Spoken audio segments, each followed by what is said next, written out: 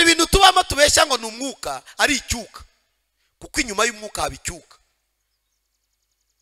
Icyo mwita igipindi, gutwika. Reka dutwike twimanukire. Nta murokore ukwiriye gutwika. Ubundi yatwitse arashya. Ubwo mbangira ngo nibuze mwumva Imana, kuko hari igihe abantu bazi Imana y'imboga n'iy'ibishyimbo n'iy'inyanya n'iy'intoryi, ikarangirira ku muceri n'akawunga, bakumva Imana naho ntigirengaho. Imana irenze ibyo tubona, irenze ibyo tuvuga. Isi yose niyo yahaguruka kuguhiga, isi yose, apana umudugudu, apana akagari, apana igihugu, isi yose igahaguruka guhiga umuntu umwe. Imana ikavuga ngo ngiye guhaguruka ku ntebe ndakurinda. Wabahisi iri kuguhiga, wabahisi gushaka, wabahisi wabaho. Imana itavuze ngo upfe, wabahisi yose yahagurukiye kuguhiga, wabaho. Iyo Mana rero irenze, irenga yobora. Iyo irenze abami, irenze abakomeye, irenze abatware, n'umwami w'abami. Iyo ushyize Imana hasi igushyira hasi, iyo ushyize Imana hejuru pandajyo.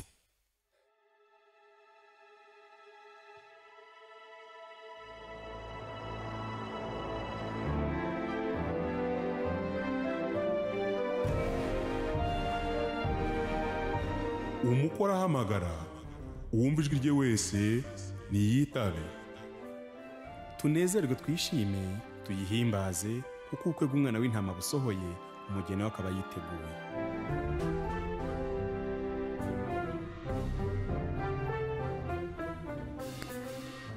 Ndashaka kuvuga ku ijambo rivuga ngo umugisha uturuka he. Buriya isi igiraho umugisha wayo usetinze, ushobora kuwubona waba uciye mu nzira mbi, waba uciye mu nzira y'ubunyangamugayo, ariko ikagira uko ibivuga. Ariko ijuru naryo rigira uko rivuga umugisha, rikavuga n'uburyo umugisha umuntu awubona. Iyo umuntu atabonye umugisha uva ku babyeyi ngo asange iwabo barubatse amazu, bafite mahegitari y'ubutaka, ari aborozi b'inka, ari abahinzi borozi, hari uburyo umuntu abonamo umugisha hanze, agakubitiriza kabiri icyuya agashakisha, Imana ikamucira inzira. Hakaba n'umugisha duhabwa n'Imana. Umugisha wa mbere duhabwa n'Imana ni Kristo Yesu. Kristo Yesu niwe mugisha. Buriya abafite Yesu barahiriwe, kuko niwe suruse y'imigisha yose. Inkomoko y'imigisha yose, yaba ifatika yaba idafatika, icometse muri Kristo Yesu. Nicyo gituma bari muri Kristo Yesu, icya mbere ntateka bazacirwaho, icya kabiri bafite ubuzima bwuzuye, butsindagiye, bucugushishe, busesekaye, busendereye inyuma hose. Kuba rero butari bwagaragara ni impamvu y'igihe gusa, ariko igihe kizakwereka ko burya kwakira Yesu wamwakiranye n'ibindi byose. Amen, haleluya. Reka mvuga amagambo abaze, nkunda kwandika, mujye mumbabarira, nyine ndi umwanditsi, mbashaka kuvuga amagambo iyo nshaka kwigisha, niyo nshaka kubwiriza, ni ibintu bibiri bitandukanye. Iyo mbwiriza nshobora kuvuga amateka y'ibintu byinshi, ariko iyo nigisha mbashaka kuvuga akantu ka mbere, aka kabiri, aka gatatu, aka kane, nkarekeraho. Amen. Ingano y'ubukene bwacu ingana nuko twitwara imbere y'umwami. Ingano y'ubukene cyangwa ingano y'ubukire ingana n'uburyo twitwara imbere y'umwami Imana, cyangwa se umwami Yesu. Buriya mu buryo structure y'ijuru yubatse bakoresha ubwami, ntihabayo perezida. Imana si perezida, perezida bakwisi, ariko mu Mana, muri structure y'ubwami cyangwa se mu miyoborere y'ubwami bw'Imana, mu ijuru bavuga umwami, ntibajya bavuga perezida. Oya, muzasome Bibiliya, mwari mwasomamo perezida, ariko baravuga ngo umwami Imana, umwami Yesu. Natwe ubwacu turi abami n'abatambyi bo mu bwami bwera bw'iki, bw'Imana.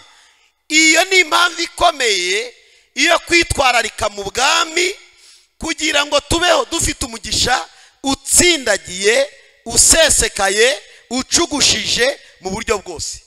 Rero ingano y'ubukene cyangwa ingano y'ubukire bwacu ingana nuko twitwara mu bwami bw'Imana. Amen, haleluya. Imana se si umwami? Abantu tubyemeranya tugere dutya. Imana ni umwami.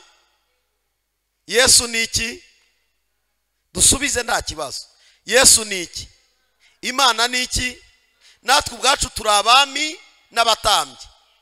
Donc structure yacu ntabwo yubakiye ku bintu bisanzwe.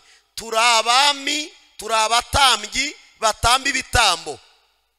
Kuko ubutambyi buhagarariye abatambyi b'ibitambo. Ni nacyo gituma umwami atambirwa ibitambo, umwami araririmbirwa, umwami akomerwa amashyi, umwami araturirwa, umwami aragabirwa. Iyo ushaka ko ubwami buguha ibirenze ibyo utanze, ni nko kubwira, wenda reka mvuge mu mazina yacu twumva, ubwiye perezida w'igihugu icyo ari cyo cyose ngo nguhaye inka. Uhaye inka perezida waba umuruse? Umuhaye inka kuko umuruta? Umuhaye inka kuko uzimurusha se? Munsubize mwabanyamwuka. Reka tuganire, reka twe kumera nk'abantu basana. Ubundi hari ibintu twamenyereye abazungu batamenyereye. Abazungu basangira ibiganiro bakanabaza, ariko abanyafrika kubera ko turaza hano twavuga ngo muvuge ngo amena, nibitari byo mukabyemera tamena, nibipfuye tamena. Natwe twagendeyemo, tumuzi ko ariyo ndwara tugira, ariko sibyo. Buriya iyo abantu bagiye kuganira baba maso, ku buryo ushobora no kubata ariko pastor iki kintu ko bakivuga gutya wadusobanurira. Ntabwo turi mu mwanya wo kubaza, ariko ndasa nubaganiriza, nigishirizamo, nanabwiririzamo, nanahanuriramo. Dore ikintu gitangaje, umuntu ahaye perezida wa repubulika inka, yaba amurusha inka? Yaba amuruta se? Dore impamvu bita byisubiza. Bibiliya itubwira umuco w'ubwami. Gwera kera bavugaga ubwami hatari habaho za independence zagiye zibaho z'ibihugu. Hagiye habaho icyo bita igihugu n'ubwigenge bwacyo, kikagira perezida, ariko hari n'ibindi bigifite ubwami. Umwami, iyo umuturage uwo ari we wese, yaba yoroheje yaba akomeye, yajyaga ibwami. Birashoboka n'uyu munsi umuntu ashobora gushaka umwami akamubona, ariko ngo cyaraziraga kujya ibwami utajyanye ituro ibwami. Niko amateka atubwira. Noneho bikaba ngombwa ko umuturage ashobora kubwira umwami ngo nguhaye inka. Biratangaje ko umuturage uhaye perezida inka cyangwa umwami inka, kuko abantu baravuga ngo baha abo baruta, ariko structure y'ubwami ntabwo umuntu aho waruta, ahubwo umuntu aha umuruta. Mu bwami bw'Imana ntiduha Imana kuko tuyiruta, ahubwo tuyiha kuko ituruta. Noneho si kuturuta gusa, n'ibyo dufite byose ni ibyayo. Nanjye ubwanjye ndi uwayo, n'abana banjye n'ab'Imana, nawe abawe n'ab'Imana, umugore wawe ni uw'Imana, umukobwa wawe ni uw'Imana, umugabo wawe ni uw'Imana, akazi kawe n'ak'Imana. Iyo tugeze ku kazi abantu ntibajya babyemera. Ego ku kazi baravuga ati no, akazi kanjye. Ubwira impamvu atari akazi kawe, si wowe watangije izina akazi, ahubwo wasanze akazi kariho ujya mu kazi. Ushobora kubanga ariko ni proje yanjye nifindiye. Nubwo wayifinda, ubwenge wakoresheje n'ubw'Imana, kuko n'ubwenge dufite twabuhawe n'iki? Si byose? Nukuvuga rero matière yose nibikozwe mu bumana, ibikorwa byose izo matière dukoresha byitirirwa Imana yaduhaye izo matière. Amen. Imana turabi Imana, sinzi uko nabisobanura, ariko turabi Imana. Nta nubwo turabo abana bari bo bose. Hari igihe ababyeyi bavanga abana banjye, ariko burya ikibabwira ko ababyeyi ibyo bavuga yego nibyo 50%, ariko indi 50 turabi Imana, kuko ababyeyi iyo badahari tubaho. Si byose? Iyo ababyeyi badahari umuntu abaho. Kubera icyo abaho rero? Imana ibeshaho umuntu.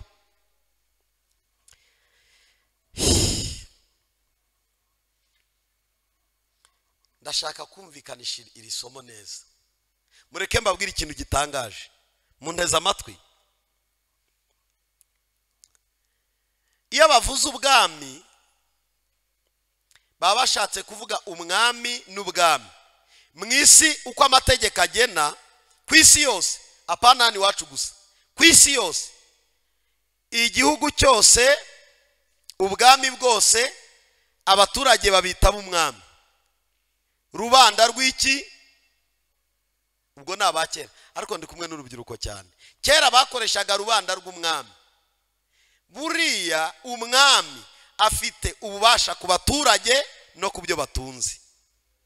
Ububasha afite, umwami ashobora kukugabira agasozi bakakimuraho ibindi bintu byose byakorerwagaho akakaguha. Ibintu byose babyita iby'umwami n'abantu bakaba ab'umwami. Ni nacyo gituma iyo utari wamenya ko uri uw'Imana n'ibyo utunze ari iby'Imana, kumenya Imana biratugora. Kumenya njyewe ndorera Imana Edouard, ndi uw'Imana, n'ibyanjye byose n'ibyande n'iby'Imana. Nicyo gituma ntakiri uwanjye ngo nigenge, ahubwo ndi uw'Imana ngo ngengwe n'ijambo ry'Imana. Bityo menye ko Imana ariyo mugenga w'ibintu byose. Nk'uko umuyobozi ubwami mu gihugu cyangwa ku isi, umuyobozi n'abaturage n'ibyo abaturage batunze, umuyobozi w'igihugu abifiteho iki? Ububasha. Amen. Reka se nuba urugero rwa bugufi. Umuntu batanze itegeko ryo kumurasa, igihano cy'urupfu kikibaho, murabyibuka hano iwacu mu Rwanda. Hari n'ibindi bihugu bigifite igihano cy'urupfu. Hari igihe umuntu yakoraga amakosa bakavuga ngo bamumanike ku giti bamurase, kuko itegeko niko rivuga.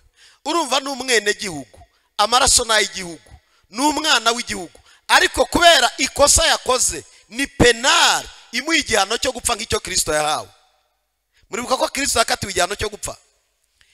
Umwami afite irengayobora ryo guhagarika itegeko umucamanza yakoresheje akati icyo gihano. Umwami akavuga ngo uwo muturage ndamubabariye, nirengagije itegeko rimubamba rimurasa. Bikaba bityo, bigakorwa gutyo, abamushinjaga abamuregaga bagafunga kimya, bikarangira gutyo. Arakomeye umwami. Ubwo mbangira ngo nibuze mwumva Imana, kuko hari igihe abantu bazi Imana y'imboga n'iy'ibishyimbo n'iy'inyanya n'iy'intoryi, ikarangirira ku muceri n'akawunga, bakumva Imana naho ntigirengaho. Imana irenze ibyo tubona, irenze ibyo tuvuga. Isi yose niyo yahaguruka kuguhiga, isi yose, apana umudugudu, apana akagari, apana igihugu, isi yose igahaguruka guhiga umuntu umwe. Imana ikavuga ngo ngiye guhaguruka ku ntebe ndakurinda. Wabaho isi iri kuguhiga, wabaho isi gushaka, wabaho isi, wabaho. Imana itavuze ngo upfe, wabaho isi yose yahagurukiye kuguhiga, wabaho. Iyo Mana rero irenze irengayobora, yo irenze abami, irenze abakomeye, irenze abatware, n'umwami w'abami.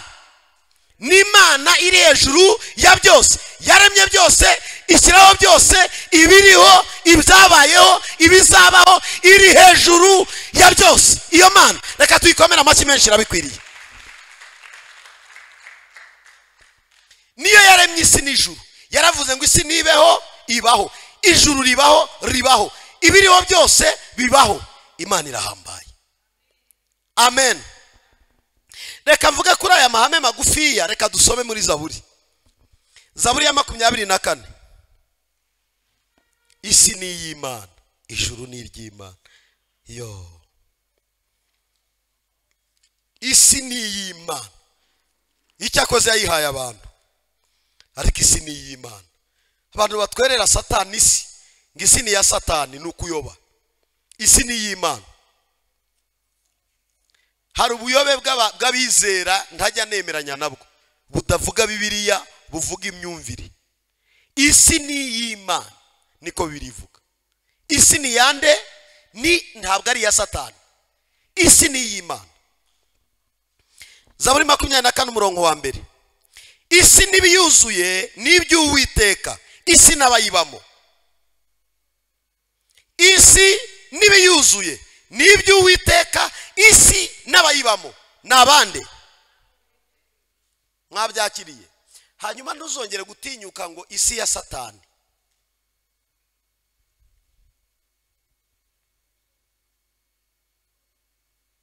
Ni ikosa rikomeye uvuze ngo urugo rwa Satani, kandi urutuyemo, urubamo, ururiramo, ururyamamo, urwogeramo, ukarutwerera Satani. Satani araza akarwinjiramo.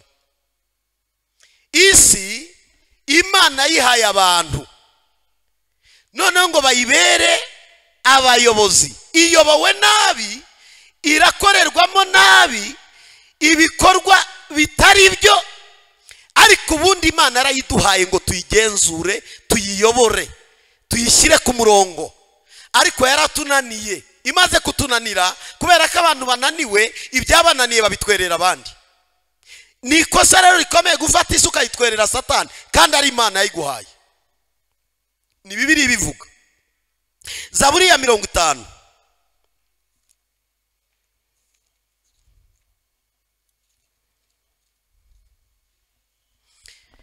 Dusome dere ku murongo w'10, hari ijambo rivuze ngo kuko inyamaswa zo mu ishyamba ari izanjye, n'inka z'ibirarashyamba, izo ni imbogo zo ku misozi 1000, nazo ni izanjye. Nzi inyoni n'ibisiga byose byo mu misozi, inyamaswa zo mu ishyamba nazo ni izanjye. Iyaba ngira inzara sinakubwira, kuko isi n'ibiyuzuye ari ibyanjye. Ni bya Satani. Ari ibyanjye. 13. Mbese aho narya inyama z'amapfizi cyangwa se nkanywa amaraso y'ihene? Utambire Imana ishimwe, uhigurire isumba byose umuhigo wawe, kandi unyambaze ku munsi w'amakuba no kw'ibyago, nzagukiza, nawe uzanshimisha. Mwakire neza ijambo ry'Imana. Reka dukomere ijambo ry'Imana amashyi. Ngira ngo ni Zaburi 119. Bibiliya iravuga umurongo sinkwibuka neza, ariko ni muri 119. Ninza kwagera ndahibuka. Bibiliya iratubwira ngo isi n'ijuru n'iby'Uwiteka, ariko isi yayihaye abantu. Reka mbabwire ikosa dukora muri iki cyanditswe. Igihe cyose ugiye gusenga Imana utari wamenya ko ibiri ku isi uri umwami wabyo, umuyobozi wabyo, Imana biragoye ko izakwizera ngo iguhe ibintu utari wamenya ko aho uri uhafitiye ubutware bwo kuhayoborera ibyo bintu. Ibintu byose bikwiriye kuba uko Imana ishaka ivuga, bigakorwa n'umwana w'umuntu ku isi nk'uko Imana ibishaka mu ijuru. Ni nacyo gituma mubona ubukene ingano tugira y'ubukene ingana n'ubumenyi buke ku bintu. Icya kabiri, ikangana n'ubumenyi buke mu ijambo ry'Imana. Icya gatatu, tukaba mu gihe tudakora gushaka kw'Imana n'amahame y'Imana, ahubwo tugakora ugushaka kwacu. Iyo ukoze ugushaka kw'Imana, Imana irakwizera. Icya kabiri, irakugabira. Ni nacyo gituma iyo ugiye gusenga uzakoresha ibice bibiri. Uzakoresha igice cyo kubanza kumva Imana ubushake bwayo, nurangiza uze gusoza uyibwira ubushake bwawe. Ariko bwa mbere ujye wiga kwitoza, ugerageze kwitoza, ushaka uburyo witoza kubanza kumva ubushake bw'Imana. Kuko igihe cyose umwana w'umuntu atazakora ubushake bw'Imana, Imana ntizasubiza gushaka kwe. Kanongere mbisubiremo. Igihe cyose umwana w'umuntu atazakora ugushaka kw'Imana, Imana ntizasoza ugushaka k'umwana w'umuntu.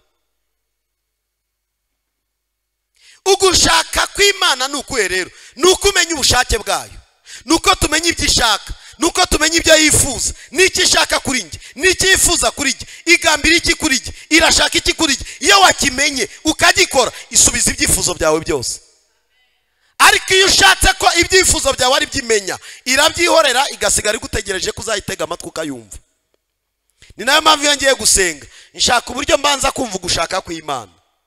ni nacyo gituma bibiri tubwira ngo urufatiro rwo kwihana ruracyariho. Kubera iki Imana ishyiraho kwihana? Ni ukugira ngo amakosa yakozwe mbere, amakosa yakozwe mu butamenya, amakosa yakozwe mu nzira z'abantu batari bakamenya babashe kubabarirwa. Nibamara kubabarirwa batangire bundi bushyashya. Iyo wamenye iby'Imana ishaka ukamenya iby'Imana yifuza, ureka ya makosa ugakora ugushaka kw'Imana. Amen, haleluya. Ni bande banyumvishe di? Zaburi ya 89 n'umurongo wa 12 havuze ngo iki? Zaburi ya 89 umurongo wa 12, reka tuhasome. Zaburi ya 89 umurongo wa 12 haravuze ngo ijuru ni iryawe, isi nayo ni iyawe, isi n'ibiyuzuye ni wowe wabishimangiye. Munyumve neza, mwumvire ijambo. Ijuru ni iry'Imana, isi nayo ni Imana, ariko isi n'ibiyuzuye Imana niyo yabishimangiye. Noneho mukabaza ngo ese pastor, kuki Imana itwima ibyo dukeneye? Biterwa n'imitekerereze yacu n'imikorere yacu. Kuko uko umuntu atekereza nuko avuga nuko akora niwe muntu. Umuntu agizwe n'ibice bitatu, agizwe n'ibitekerezo, agizwe n'ibyo avuga, agizwe n'ibyo akora. Nicyo gituma ushaka kumenya umuntu mubana, mugendana, mukorana, mwicaranye, uzumva ibyo atekereza, wumva ibyo asohora mu kanwa, urebe ibyo akora, uzahita umenya umuntu mubana wari we. Ntabwo bigoye kumenya umuntu. Umuntu ni ibitekerezo, umuntu ni amagambo avuga, umuntu ni ibikorwa bye, naho umuntu atuye. Iyo utari wamenya ibitekerezo by'umuntu ngo umenye amagambo amuvamo, umenye ibyo akora, ubutari wamenya uwo muntu. Yaba umugore wawe ubutari wamumenya, yaba umugabo wawe ubutari wamumenya, yaba umusore mubana ubutari wamumenya, yaba umukobwa ubutari wamumenya, yaba boss wawe ubutari wamumenya. Ukwiriye kumenya ibitekerezo by'umuntu, ibyo atekereza, ukwiriye kwita cyane ku byo avuga, ukareba ibyo akora, uzahita umenya uwo ari we. Amen. Nta handi umuntu atuye. Umuntu ni ibitekerezo, umuntu ni ibyo avuga. Amen. Umuntu ni ibyo akora.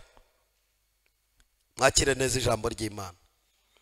Ndashaka kuvuga ku bintu bitarenze bitatu bigize umugisha twifuza no kugira ngo duture muri aya marembo Imana igiye kudukingurira. Uyu munsi Imana ifite gahunda yo kudukingurira imiryango. Hari umuryango wanjye w'amahanga ugiye gukinguka, ariko Imana insaba muri uwo muryango iransaba iki? Umuryango wose ukingutse ukwiriye kubanza kureba ko ari Imana iwukinguye, kuko na Satani ajya akingura imiryango. Mujya mubyibuka? Muribuka Yosefu ko muka Potifari yamukinguriye umuryango? Murabyibuka? Amukinguriye umuryango yaramubwiye ngo ngwino nagukunze. Ibaze gukundwa n'umugore w'umugaba mukuru w'ingabo, umugaba mukuru w'ikirenga w'ingabo za Egiputa. Yakunze Yosefu, aramukunda, aramwishimira, aramubwira ati umuryango urakinguye. Yosefu aramubwira ati kirazira, mu miryango databuja yankinguriye uyu nturimo. Urumva ko hari imiryango igomba gukinguka, ukamenya ngo uyu ni Imana iwukinguye, uyu ni Satani uwukinguye. Kuko abakristo hari n'abatamenya ngo uyu ni uw'Imana cyangwa ni uwa Satani. Yose akinjira, ewana akinjira akavuga ati nge ndinjiye, yaba uw'Imana cyangwa wa Satani ndinjiramo. No, menya umuryango ukingutse ni uw'Imana, ni Satani uwukinguye. Ibazi yagenda akabana na muka Potifari. Buriya reka mbabwire, wenda twebwe tubivuga turabasevire, ntitumenye uko ingabo zikora n'imiyoborere y'ingabo ntituba tuyizi, n'uburyo abayigabana n'abakuru b'ingabo babayeho ntitubimenye. Icya mbere, generali wese ku isi yose agomba kugira abasirikari bakurikirana ubuzima bwe umunsi ku munsi, bamurinze, bamenya amakuru yuko yiriwe n'ahaciye n'aharaye, kugira ngo ataba yagwa mu gaco k'abambuzi bakamugirira nabi. Icya kabiri, bita ku rugo rwe, kumenya ngo umugore we ni bande bazi we, ni bande binjira, ni bande basohoka, ni bande bahaba. Ibyo ngibyo abitwa kari bakuru bose ku isi igihugu kirabibagenera. Byarashobokaga ko ingabo zari kumubona zikanabimenya. Murumva ari kubaho? Yosefu yinjira mu muryango kwa Potifari, kwa muka Potifari, akigendera akibanira na nyirabuja. Iyo agira ibyago bariya abasirikari bashinzwe kurinda abo bantu bakababona, murumva ataraciwe umutwe, amasezerano yari kuzura, ariko amenya kuvuga ngo uyu muryango si uwanjye, uyu ni wo Satani anshyiriyeho, kandi uwo Satani anshyiriyeho ushobora kuncisha umutwe, kuko imiryango Satani adukingurira izaducisha imitwe. Imiryango Satani akingurira abakobwa azabakoza isoni, azabamwaza. Imiryango Satani akingurira abasore ari Satani ikinguye izabandarika ku karubanda. Imiryango Satani akingura ayikinguriye abagore cyangwa abagabo ari Satani yikinguye, uko bisoza abantu babaye iciro ry'umugani ku karubanda. Kuko ibisubizo byose si Imana ibitanga, ukwiriye kurobanura ibisubizo Imana itanga n'iby'umwanzi azana, ukamenya gucuzinga. Iyo utazi gucuzinga muri iyi si, ubaho amarangamutima ababaye akomeretse, ubaho mu kaga, muri zone danger. Iyo utazi guhitamo iby'Imana ikinguye n'iby'umwanzi akinguye, ubaho urindushye. Hanze hano dufite indushyi zigendera mu mamodoka. Aha hanze dufite indushyi zigendera mu mamodoka, zurira indege ari indushyi. Dufite birirwa bazenguruka mu mabanki yose, imiryango y'amabanki yarabakingukiye, ni indushyi. Ntabwo imiryango ya banki ikingutse ibikingukiye abaruhutse bose, n'indushyi zirinjira. Murabyumva neza? Kuruhase ni iki? Ni igihe cyose umuntu afite ibintu bigaragara, access, afite ubushobozi bwo gukora ku bintu, ariko akaba mu bisubizo bikomerekeje amarangamutima ye. Kuko Bibiliya ivuga ngo umugisha Uwiteka atanga uzana ubukire, kabiri nta mabara Imana igira gute yongeraho.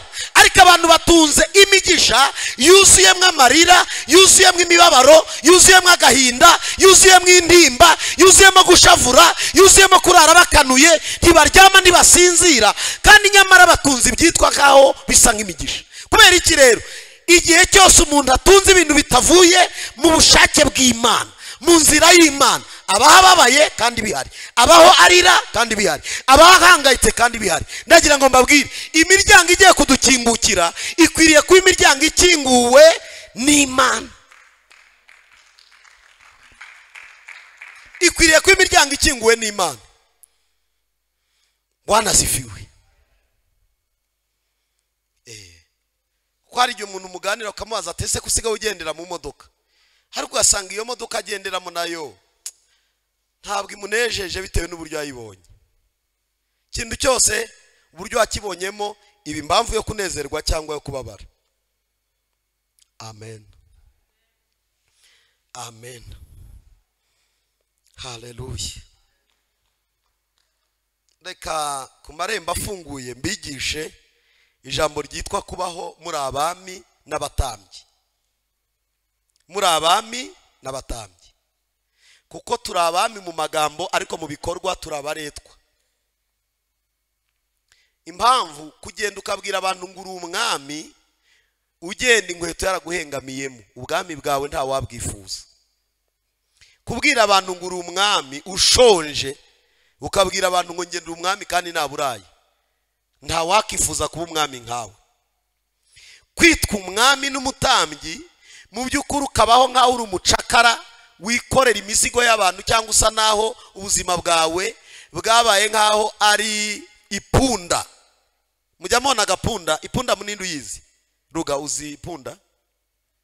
Ipunda ziba muri Tanzania, niho nabonye amafoto yaho kenshi. Tanzania igaragaza ko ifite amapunda menshi. Ni akanyamaswa kameze nk'ihene, ariko kararuta ihene, ni karekare, kameze nabwo ndikagira amahembe. Bagapakiraho imizigo bakagenda bagasunika, bakagira n'ibintu bigenda bigakurura gapakiye imizigo ku mugongo. Kariya kantu baragakoresha, kariya kantu gafite uburetwa, kariya gapunda karagowe. Aho badufite hose badukoresha kuruta imashini. Iyo kananiwe karahagarara, ntugasunika ngo kagende, uragakubita, umva kemera kubabara, kagakubitwa inkoni ariko ndikagenda. Niyo mpamvu umuntu ugucyuriye aravuga ngo uzi ko bagukoresha nk'ipunda, ngo we uzi gukora nk'iki. ipunda rero nako kantu bapakiraho imizigo, yaba iyo mu isoko, yaba ibivuye mu murima, yaba amase y'inka, yaba icukiro ry'inka. Ipunda ishinzwe kwikorera ibintu byose. Ibaze kuba turi abami n'abatambyi n'abatware n'abitwa ko turi abahagarariye ubwami bw'Imana, tukabaho ubuzima bw'ipunda. Nagira ngo mvuge muri bikeya bijya bituma Imana ikureba ikakuvana mu buretwa n'ubucakara, ikakwita umwami n'umutambyi mu bwami bwayo, ikarekura umugisha ngirekura imvura y'umugisha, ikarekura umugisha kuri wowe ngirekura amazi y'umugisha, irekura umugisha kuri wowe ngirekura amavuta atemba ku buzima bwawe. N'ibintu bitatu gusa, n'ibintu bitatu gusa ukora. Iyo bikoze ukabikora neza, ukabyitwararika, ukabibamo neza, ukabikora, ukarenga kubikora, ukababyo, ukarenga kubabyo, ugasa nabyo, ukarenga gusa nabyo, ukabyigisha abandi, ukarenga kubyigisha abandi, ukabyamamaza, ukarenga kubyamamaza, ukabukwiza ku isi yose, ntabwo uba umuntu usanzwe muri iyi si y'abantu basanzwe. Ntibishoboka. Ibi bintu uko ari bitatu. Nimubanze mumbwire ngo bitwigishe. Ndisubiriye. Ariko sikubwira abantu ibintu ry'ibanga barangiza bakabona ntibabyitayeho. Mbibabwire mbireke. Terezo mbibabwire. Abaririmbyi mwara kuririmba mwumvishe ko bihagije. Nukuri urarimba kandi ukabipunda. Cyane rwose. Ntabwo kuririmba byagukuraho kubipunda. Wapi? None reka mbabwire no guhanura si impano mukunda mwese mukavuga ngo turabahanuzi. Urahanura ukazapfa ipunda kubera kutamenya amahame y'ubwami. Ubwami ni amahame, Bibiliya ni amahame, ijambo ry'Imana ni ihame. Iyo utari warimenya impinduka z'ubuzima, imiryango ikingutse yagutse migari ntuyibamo. Mumbwire ngo vuga icyambere. Kivuge. Abari gusinzira turababwiye batahe bazagaruke kwa gatatu utaha, kuko ibi bintu ntabwo wabyumva usinziriye kameme. Bitatu gure ni bingahe? Ibi bintu uko ari bitatu, umuntu ushaka kubyumva asinziriye natahe ajye kuryama, azakanguke azanshaka, azabyishyura kugira ngo mbyigishe. Amen. Icyambere cyaraziraga, n'uyu munsi kirazira kuko ntibyaziruwe. Guhera mu itangiriro kugera mu byahishuwe, Bibiliya itanga itegeko, ibwiriza ridahinduka ridakuka, rivuga ngo ufite kurya, ufite kunywa, ufite ubuzima, kirazira kajya mu nzu y'Imana agiye imbokoboko. Kirazira kajya ibwami. Reka nkoresha ibwami. Kera bavugaga ibwami, ariko umunsi dufite urusengero. Cyaraziraga ko umuntu ajya ibwami agiye imbokoboko. Donc kujya ibwami wikoreye amaboko, nta kintu ujyanye, nta kintu ushyiriye umwami, cyaraziraga. Bibiliya iratwihanangiriza. Ndababwira ibyanditswe bitatu bikomeye, nze kugaruka no mu isezerano rishya, kugira ngo abantu bajye bumva ko igituma dukena, ubukene bwacu bungana n'ingano yo kutamenya. Kuko nta mukire w'umuswa ubaho, nta mwami w'umuswa. Reka nkoresha iryo jambo, uko ari abantu bajya batekereza ngo uriya muntu arakennye, ngo arangarakiza ariko ni igicucu. Reka da. Bibiliya inatubuza gutuka abakire. Muri ko nabibigishije, umva uko biri tubwira. Iyo usomye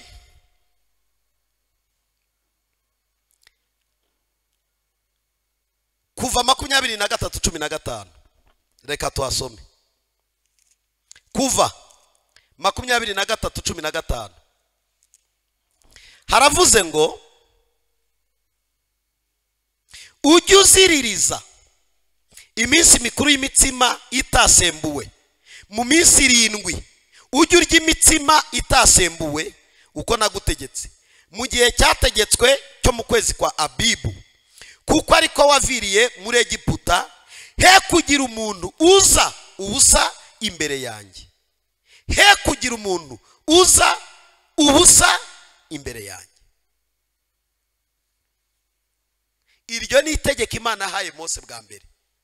Iramubwira ngo mujye muziririza iminsi y'imitsima itasembuwe iminsi 7, mujye murya ariko mubike, ntihakagire umuntu uza imbere yanjye mu nzu yanjye ihema ry'ibonaniro murimo aje imbokoboko.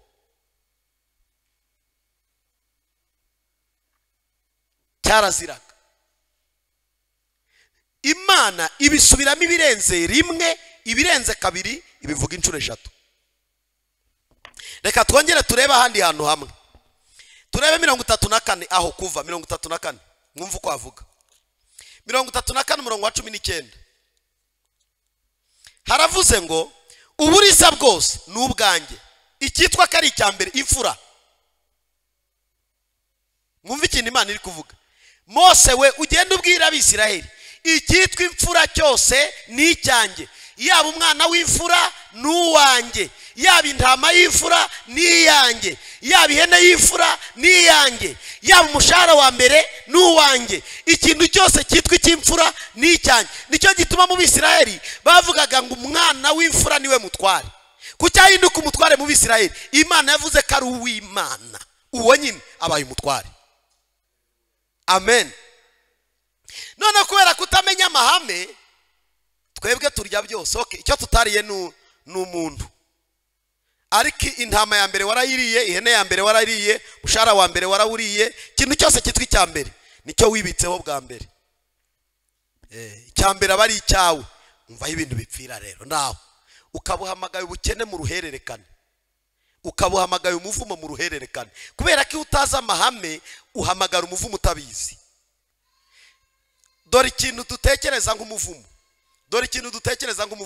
Uwasambanye niwe twita ko yavumwe, uwiba niwe munyamuvumo, uwica niwe munyamuvumo. Donge abantu bareba ibintu ngo bakarobanura ibikomeye, atariko tuno nta kibazo. Utwo nyine wisigariza ukavuga ngo nta kibazo, nitwo danger. Amen.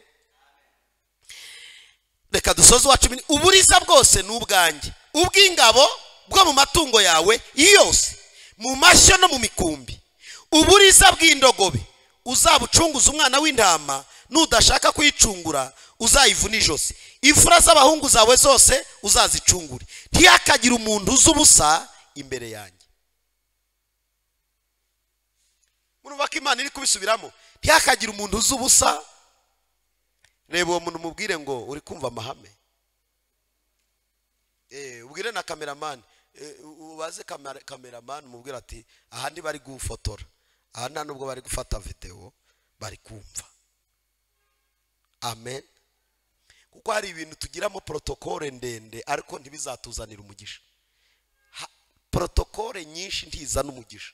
Umugisha mwinshi uzana no kubaha amahame y'Imana. Amen. Reka ngane ku musozo ndebe mu gutegeka kwa kabiri. Reka turebe gutegeka kwa kabiri 16. 16. Gutegeka kwa kabiri 16. Haravuze ngo uko umwaka utashye abagabo burimwe bose bajye baboneka imbere y'Uwiteka Imana yawe ibihe 3, babonekera abantu, baboneke ahantu Imana izatoranya. Ubwo ni urusengero, aho Imana izita urusengero. Bayiboneka imbere mu minsi mikuru y'imitsima itasembuwe, no mu minsi mikuru ukurikirana y'amasabato 7, no mu minsi mikuru y'ingando, ariko ntibazaza ubusa imbere y'Uwiteka. Amen. Nuko subiramo ngo kuza imbere y'Imana ubusa imbokoboko ni kizira kuwiteka. Icyo ni kizira. Kirazira ntikigeze kizirurwa, haba no mu isezerano rishya ndaza kubabahuriza. Icyamwa ari kizira kugeza n'uyu munsi kirazira. Ariko iyo niyo formule ya mbere yubakiye abakristo. Abakristo barya icyumweru bakaza ubusa ku cyumweru. Barya ukwezi kose, ukwezi kugashira atari yatura, atari yatanga n'Icyacumi. Arya amafaranga y'umushahara y'ukwezi, Icyacumi akakimira n'amatura akayamira. ati ntibiva mu mana we.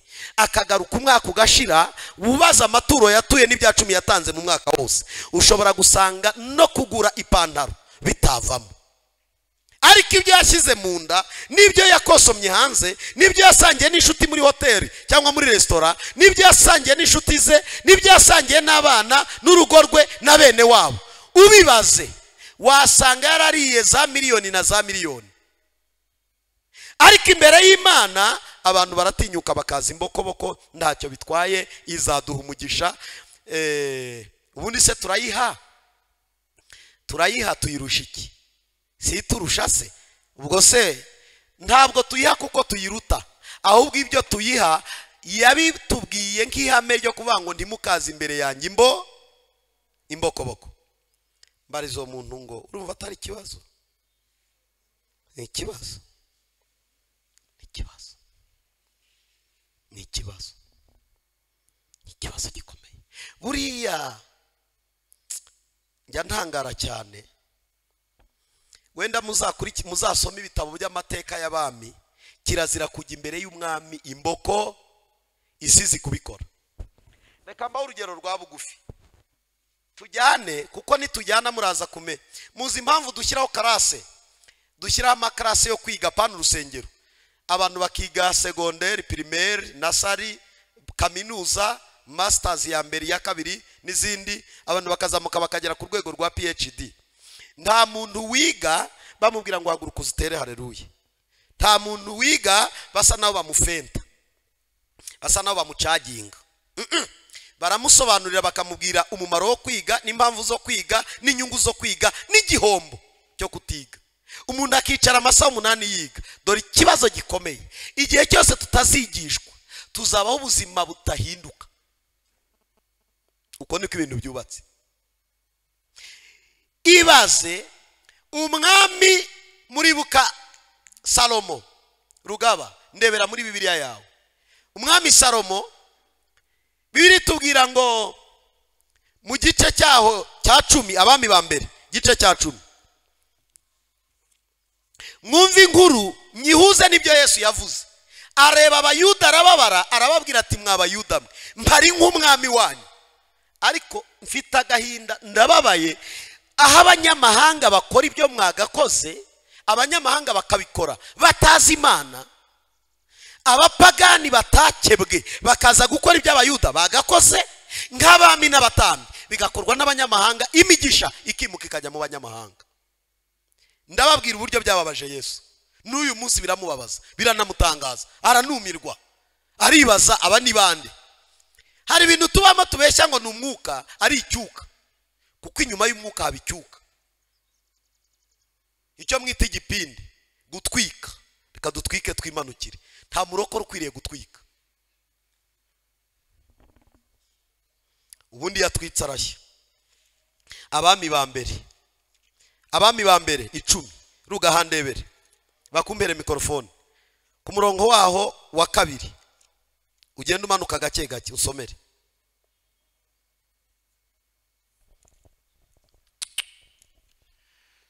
Nuko agira Yerusalemu ashagawe n'abantu benshi cyane, bafite ingamiya zihetse imibavu, bafite ikiruga, aho hantu hagende neza gake cyane. Nuko agira Yerusalemu ashagawe n'abantu benshi cyane, bafite ingamiya zihetse imibavu ihumura neza, n'izahabu nyinshi cyane, zihetse izahabu nyinshi cyane, n'amabuye y'igiciro cyinshi.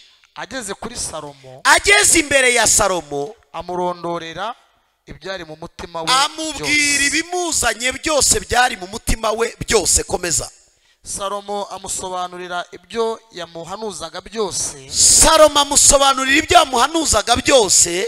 Nta kintu na kimwe cyasobye Salomo atamusobanuriye. Nta kintu na kimwe cyasobwe mu mutima wa Salomo atagisobanuriye uyu mwamikazi w'Isheba. Komeza. Nuko umugabekazi w'Isheba abonye ubwenge bwa Salomo bwose, abonye ubwenge bwa Salomo bwose, n'inzu yubatse, n'inzu yubakiye Uwiteka Imana, n'ibyo kurya byo ku meza, n'ibyo kurya n'ibyo kunywa byari ku meza ya Salomo, n'imyicarire y'abagaragu be, n'imyicarire y'abagaragu ba Salomo, no guhereza kw'abahereza no guhereza kw'abahereza ba Salomo, n'imyambarire yabo, n'imyambarire yabo, protokole y'ibwami, n'abahereza be ba vino, n'abahereza ba vino, n'urwuririro yazamukiragaho Salomo, ajya mu nzu y'Uwiteka, ajya mu nzu y'Uwiteka agiye gusenga, arumirwa aratangara, bimukura umutima. Ni umunyamahanga uje kureba Salomo, azanye izahabu n'ifeza, azanye n'imibavu ihumura. Reka mbabwire, teoloji ivuga ko uyu mugore yazanye ibiro birenga toni 30, toni 30 z'izahabu. Abantu baza agaciro k'amabuye, uwaguha ibiro byonyine 30 by'izahabu, nk'uru Rwanda wabura umukire, wabura umuherwe, mu ba mbere wasohokamo. Ariko uyu mugore ni umunyamahanga, si umuyuda, ntabwo ari umwizera, afata toni zirenga 30 z'amabuye y'agaciro, zahabu, ayapakira indogobe, afata parufe, imibave ihumura neza, apakira indogobe, afata ibintu byo kurya n'ibyo kunywa, apakira indogobe, afata abagaragara bashorera ati numvishe umugabo bita Salomo, ngiye guhura nawe, numva ubwenge bwe, menye Imana ye, menye imikorere yayo, nyizereremo, nyikoreremo, nanjye nzareba icyo nzaba. Ni umunyamahanga. Yemen, murabona uyu nguyu bavangwa ni umugabekazi w'Isheba. Sheba ni Yemen, mu gihugu cya Yemen. Yemen ndiriho uyu munsi ra, ndiriho mu Yemen, ni igihugu cy'Abarabu. Abo bari Abarabu. Agiye i Buyuda agiye kureba umugabo bita Salomo, mwumve. Ariko yanze kugenda imbokoboko, areba iby'agaciro. Iyo abantu bajyaga ibwami, barobanuraga iby'agaciro. Iyo abantu bajyaga gushaka umwami, barobanuraga iby'agaciro. Ariko twebwe ab'uyu munsi, ubonye ikabutura icitse niyo waha Imana, ubonye akantu gashaje niko gakwiriye Imana. Reka mbabwire, Imana musenga ikwiriye kurobanurirwa iby'agaciro uhereye ku mutima wawe, kuko nta cyaruta umutima wawe. Ukwiriye kuba uw'agaciro mu maso y'Imana. Ukwiriye gufata ibyo utunze ukabikundisha Imana yawe, kuko Imana yawe si insuzugurwa. Nuyisuzugura izagusuzuguza, nuyubahisha izakubahisha. Iryo ni ihame. Amen. Nkomereza ugere kuri 13 twumva uko byasoje. 6. abwira umwami ati inkuru numviye mu gihugu cyanjye, z'ibyo wakoze, n'iz'ubwenge bwawe, zari iz'ukuri kweri, ariko sinabyemera, kugeza ubwo naje kugira ngo mbirebe, nkabyibonera n'ayanjye maso, kandi nsanze ibyo batambwiye birenze ibyo bambwiye, nasanze ibyo batambwiye n'ibirenze ibyo bagize gute, kuko nahigereye. Avuye mu kindi gihugu aje kureba Salomo, umwami w'umunyabwenge, wari wuzuye imbaraga z'Imana n'umwuka wera, ariko akoresha igice cy'ubwenge cyane. Ntabwo Salomo yari umuhanuzi, yari umwami ufite ubwenge. Biravanga mu bamubanjirije nta warehye nawe, ndetse n'amazamuheruka nta harabwo harabaho Salomo. Ni umuhanga. Ariko mu bintu bya mbere yari yarashyize Imana hejuru.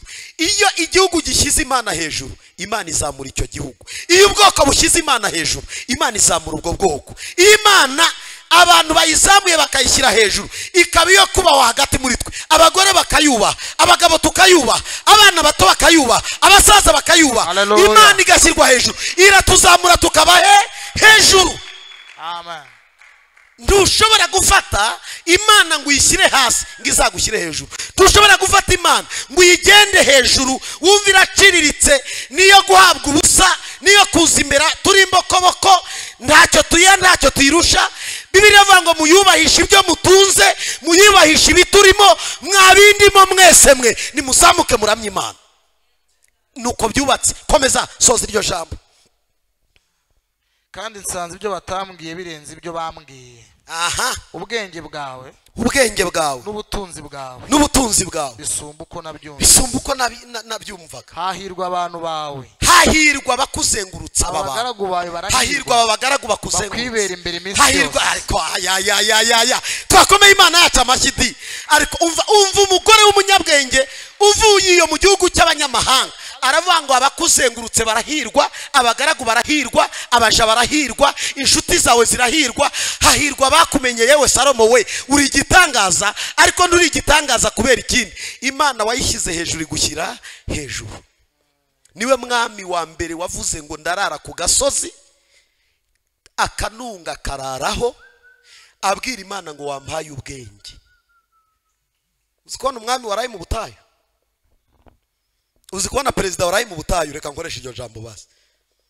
Perezida waraye mu butayu asenga atarayarwana n'abanzi, abwira Imana ngo mpa ubwenge bwo kuyobora igihugu, mpa ubwenge bwo kuyobora abantu. Perezida waraye mu gihuru, Salomo arara ku kanunga abwira Imana ngo mpa ubwenge. Igiye kubumuha iracushumura. Ni ryari zacushumura? Iyo uyihaye umutima ukazamura Imana ukayishyira hejuru mu bintu byose, ikaba hejuru, irakuzamura ugasumba abantu. Ushobora kuzasumba abantu wibwira utekereza utari wamenya gushyira Imana hejuru. Mu bintu byose ijye hejuru, mu kazi ijye hejuru, mu rugo rwawe ijye hejuru, mu bana bawe ijye hejuru, mu byo tubamo ijye hejuru, mu byo tukora hamagarirwa byose iduhamagara ishyirwe hejuru. Ibyo abantu batusezeranya n'ibyo batubwira byose ibanze ishyirwe hejuru. Twongere dusubiremo ngo ishyirwe hejuru.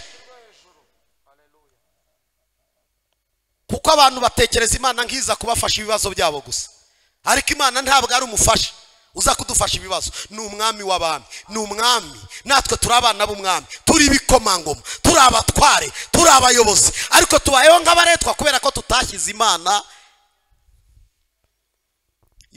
Ntabwo bishoboka, ntabwo bishoboka, biragoye. Wagasoje ruga. Uwiteka Imana yawe ihimbazwe, yakwishimiye ikakwicaza ku ntebe y'ubwami bwa Isirayeli. Kuko Uwiteka yakunze Abisirayeli iteka ryose. Imana yakunze Abisirayeli, nicyo cyatumye akwimika guca imanza zitabera. Guca imanza zitabera. 10. Hanyuma aho umwami itarano z'izahabu 120. Amuha talanto z'izahabu 120. Izo nizo zigereranywa na toni 30 za zahabu. N'imibavu myinshi cyane, n'amabuye y'igiciro cyinshi. Nihongeye kuboneka imibavu inganya ubwinshi n'iy'uwo mugabekazi w'Isheba yatuye umwami Salomo. Ntihongeye kubaho undi muntu wakorera Imana bene ibyako kageni ngo abitange bifite igipimo kingana gutyo. Ntihongeye kuba undi muntu. Umva Yesu ko yacyuriye abayuda umunsi umwe yababwirizaga ubutumwa banga kumwumva. Arababara avugaruka kuri ibi bintu, aravuga ati sha ndababwira ntimunyumve ndi umwami wanyu. Naje mvukiye kwa Mariya munyita mwene Mariya, munyita mwene Yosefu, muravuga ngo abo tuvindi mwe murabazi, ariko ndi umwami hagati muri mwe. Ndi umwami. Imana ni umwami w'abami. Mumenye aya magambo ngiye kubabwira. Luka dusome. Haleluya. Luka 11:29. Mwumve Yesu burya agarutse kuri uyu mugore aramushima, kandi atari umuyuda. Aravuga turiya mugore waje ari umunyamahanga, aruta mwebwe abayuda Imana yashimye ikabaha ubwami, kuko mutaza agaciro k'ubwami no guhesha agaciro ubwami. Arabagaya. Ariko reka mbabwire, muri iyi minsi twirinde ko Imana itugaya. Uwagira amahirwe yashimwa n'iki? Ni Imana.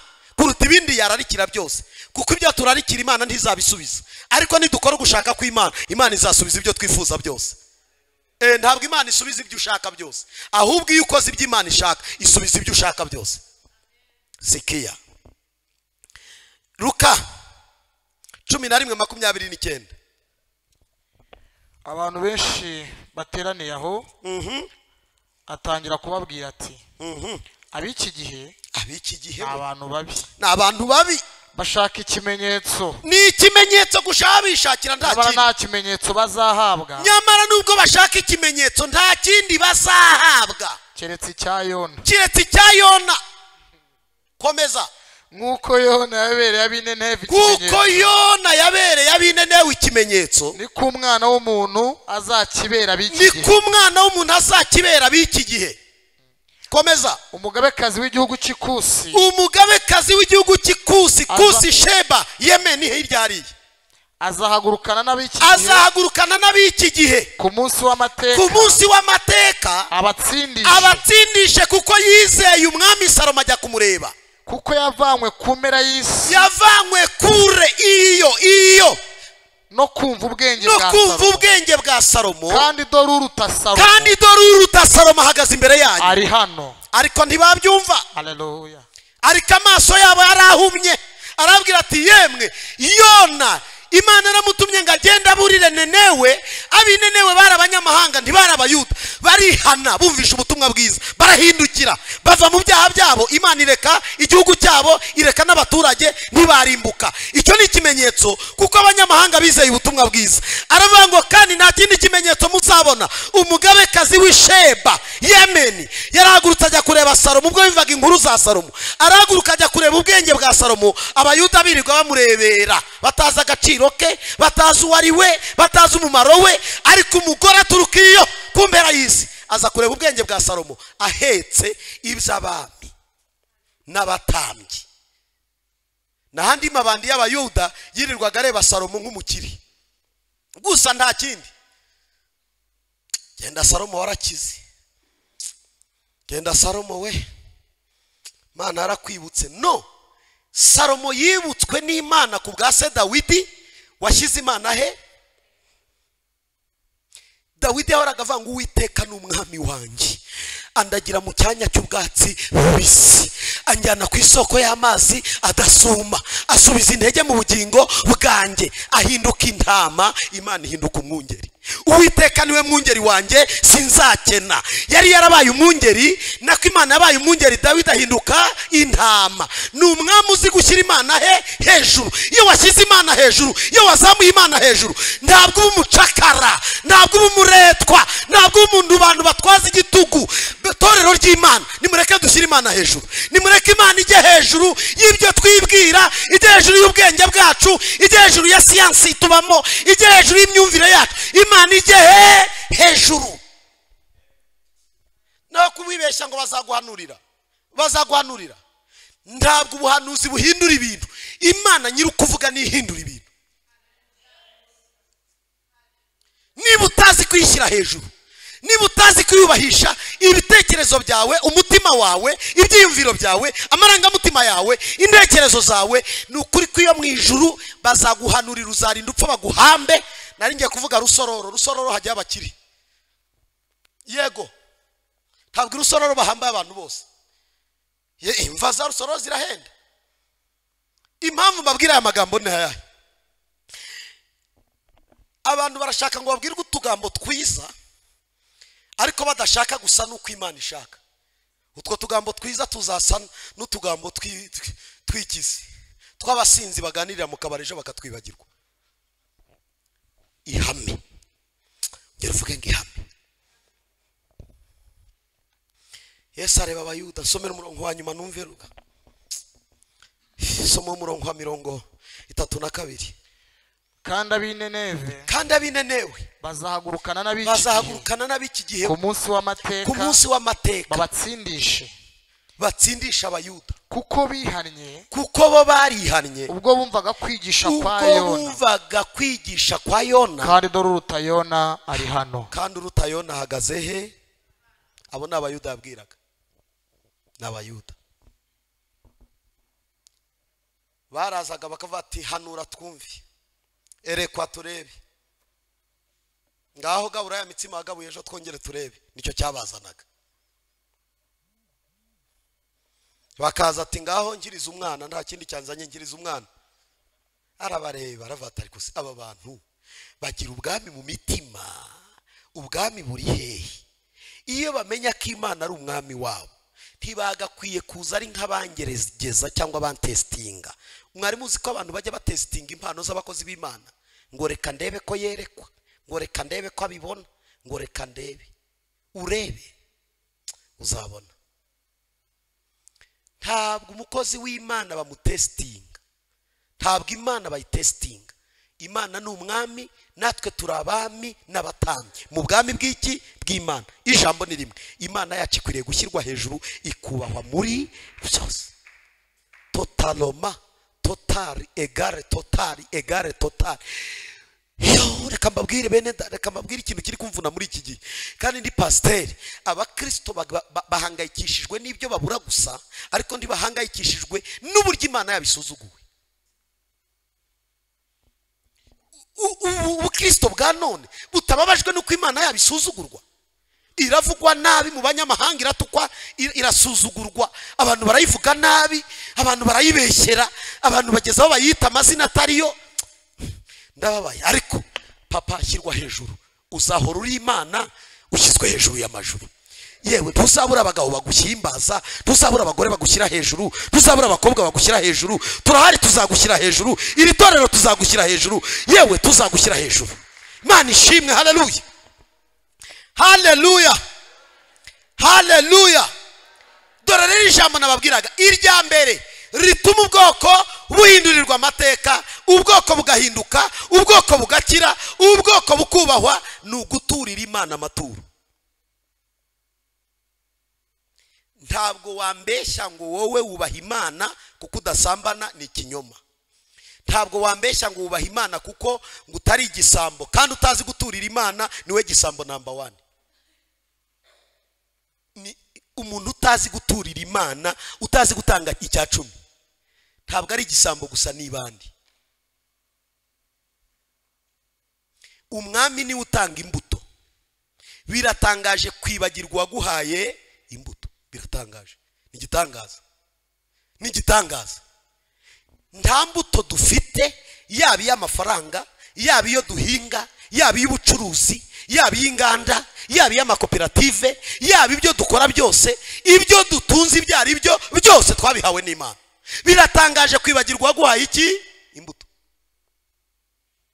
Nta muntu n'umwe uvuka n'imbuto, ni ikinyoma. Perezida ntavuka n'imbuto, yewe abaministeri ntibavuka n'imbuto. Abantu bose twagiye, ni amahirwe Imana igenda itanga. Ntimukirwe mugira ngo hari abantu bavuka n'imbuto. Kera barabibeshyaga bakavuga ngo yemwe ngo burya abami bavuka n'imbuto, ngo abaperezida bavuka n'imbuto. No, baratorwa, bakemezwa, bakicara ku ntebe bakayobora abaturage. Umuntu wese byashoboka, amahirwe yagusekeye yaza, umuntu wese amahirwe yayabona, inzira zakingutse byashoboka. Rero nta mbuto dufite tutahawe n'Imana, ntihari. Uzayibyare, uzayishake, kiretse yazanywe na Satani. Ariko imbuto yose nziza, nzima, ikorera abantu, igirira abantu akamaro, twayihawe n'iki? Biratangaje kwibagirwa waguhaye imbuto. Biratangaje. Nta kazi wihaye, wagahawe n'Imana. Nta ntebe wicaraho wihaye, wayihawe n'Imana. Kabone nawe yaba ari proje yawe, ari umushinga wihangiye, hari abayihanze irabananira, hari abayitangije iranga. Ntiwabarushaga ubwenge, ntiwabarushaga ubuhanga. Reka da, n'Imana yemeye ko bishoboka. Burya iyo mbuto yavuye ku Mana. Reka tuzamurire Imana duhaye imbuto, dukwiriye kwibuka iyo Mana tukayibibira, tukayitangira amaturo. Kutabikora, reka nkubwize ukuri, reka nerure. Hari n'igihe nshaka kwerura.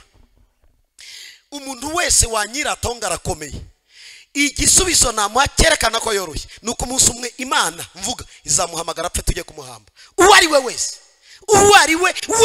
urwego ariho rwose, umunsi umwe iyo Mana temera cyangwa yemera, asuzugura cyangwa yubaha, one day, one time izamuhamagara tumujyane kumushyingura. Sinjya ari abantu bazana ubwenge buke, reka mwite buke, ngo Imana ntibaho, n'ubwenge buke. Aho ubwenge bubera buke, siyansi iravuga ngo iyo umuntu ngo yavuye ku nguge, reba umuntu hakana Imana akemera inguge. Murumva abantu batarwaye? Nge sinavuye ku nguge, mfite Imana. Nge sinavuye ku nguge. Hariho umwana wacu ari yara mu bihugu by'Abarabu, ejo muri twarimo tuganira kuri Zoom, arabwira ati ndasubiza iki uyu mugabo w'umudokiteri umereye nabi. Ndamubwira reka tuvugane. Yakubwiye iki? Arambwira ati aranyumvisha ko Imana itariho, ibyo pasiteri yamushyizemo nabireke.